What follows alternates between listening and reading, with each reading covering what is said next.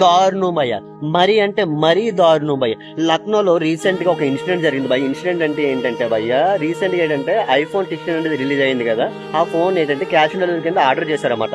Order చేసిన తర్వాత ఏమైందంటే ఎవరైతే మన డెలివరీ ఏజెంట్ అక్కడికి వెళ్ళి ఐఫోన్ ఇవ్వడం జరిగింది. అయితే మరి క్యాష్ ఆన్ డెలివరీ పెట్టిన తర్వాత మరి డబ్బులు తీసుకోవాలి కదా. ఆ డబ్బులు అడిగారన్నమాట. అడిగితే ఏం చేశారంటే అబ్బాయిని చంపేసి ఒక కెనాల్లో పడేశారన్నమాట.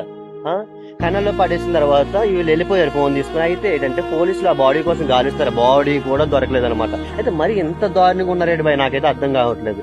మన ఐఫోన్ కోసం కిడ్నీలు అమ్ముకున్న దగ్గర నుంచి మనిషిని చంపేంత వరకు వచ్చేసారనమాట మనం అయితే మాత్రం. ఇదైతే మరీ దారుణం భయ్య. ఏముంది ఐఫోన్ లో చెప్పండి, ఏముంది ఐఫోన్ లో?